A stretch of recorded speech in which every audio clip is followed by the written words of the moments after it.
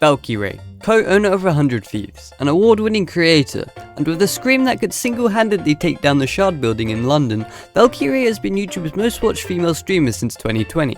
But just how did she go from managing the stress of working 3 jobs at a time as well as finishing college to being the start of the YouTube streaming revolution? Hello world, my name is Harness, and in today's video we're going to be answering the question of who is Valkyrae. Rachel Valkyrae Hofstetter's story began on the 8th of January 1992 and was born and raised in the state of Washington. Throughout most of her childhood, she suffered the backlash of parents who would fight a lot. Her father would work every single day without being able to take any time off for holiday, and as a result of the stress would become an alcoholic and chain smoker. Her father did care for Ray and her siblings, but they would all suffer the cost of a father who'd come home drunk every day and would fight regularly with their mother. Both of Ray's parents felt bad for the fighting, and would buy them a large variety of things to try to dull the guilt they felt. Around this time, Ray would find a passion for playing video games, which was supported by her mother who would buy her consoles and a wide range of new games. Valkyrae would begin to share her passion through Instagram. She made an account that went by the name Legend of Ray as a reference to the game Legends of Zelda. However, she grew to dislike the name, so she instead combined the word Valkyrie and her name Ray to come up with the name we know her as today. She would start off by posting pictures of new games or consoles that she would come to own, where she would also share her opinions on the game that she played, as well as other random things that sometimes happened, even sometimes sharing recordings of her playing the piano. Ray's first job was working as a waitress and car wash attendant. She tended to prefer having 2 jobs at a time since she enjoyed watching her money go up. Eventually, Ray quit these as she landed a job at GameStop, a place where she would also regularly buy new games from. However, GameStop tended to give really poor hours, and so she decided to pick up a second job working as a bank teller. Her Instagram at the time was beginning to get rather clouded, and many of her viewers would begin leaving comments encouraging her to stream on Twitch. Eventually, she gave in and decided to order a microphone and webcam. She ran a test stream on Steam, and the day after would start her first ever live stream on Twitch. She quickly became addicted to streaming. Ray's schedule would then consist of her going to work, coming home, and then instantly setting up stream for her ever-growing community. Whenever she got time off work, she would tend to spend it live, and even did rather frequent long-lasting streams, including streams that would last for up to 24 hours. She would amass about 20,000 followers during this period, and would be invited to attend events such as PAX.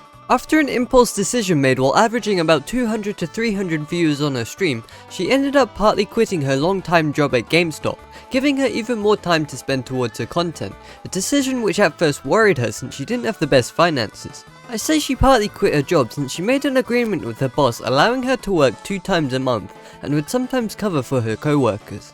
Eventually though, her risk would pay off, and so she would quit this too and would move into becoming entirely a full-time streamer. She would then gather enough money to move, and she would end up settling in a place in California. One day, Valkyrae ended up in a car crash and had to take a small break from streaming, but would eventually return celebrating her 1-year anniversary as a Twitch streamer. Ray was able to support both of her parents with the money she earned since both of them were beginning to struggle at their point in life.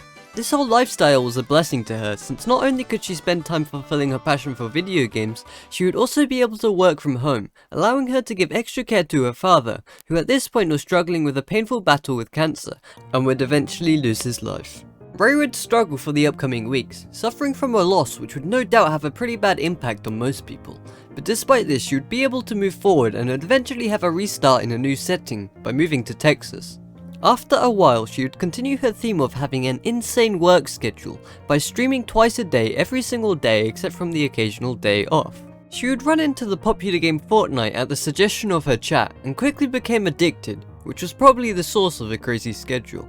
With the sheer volume of streams combined with her and Fortnite's popularity, Ray's Twitch channel would begin to explode in viewership, leading her to do collabs with others who were part of the Fortnite scene, leading her to becoming good friends with popular streamers Myth and Pokimane. In October of 2018, her popularity would lead to a large range of offers from content houses and gaming organizations, and she accepted a last-minute deal with the 100 Thieves, joining them as the first ever 100 Thieves female content creator, and would also start living in their content house. Through her connection with Pokimane, she would also be involved with another popular content group, Offline TV, and was involved with a video that they made, leading her to becoming quite good friends with others in the group.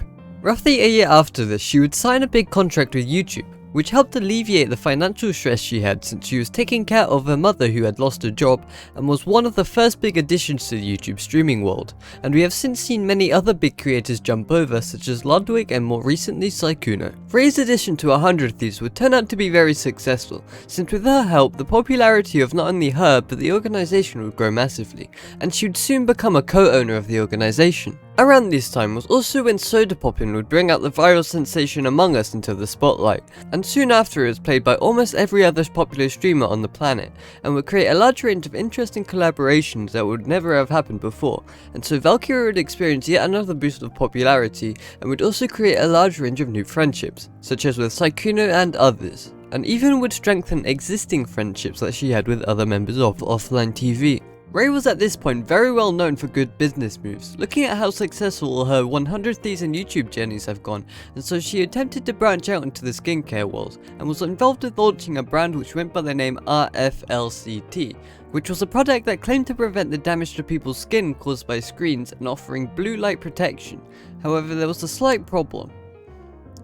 RFLCT was a bit of a scam, and the internet was, as usual, completely ruthless, and Reflect was removed under 2 weeks after the release. Ray was not accustomed to dealing with controversy, and so was affected by this pretty badly, and took a slight break from streaming, but would soon return with the help of continuous support from her friends. One of the new friendships formed from Among Us would come in the form of music artist Corpse, who later did a collaboration with famous rap artist Machine Gun Kelly, where Ray was then invited by Corpse into the music video.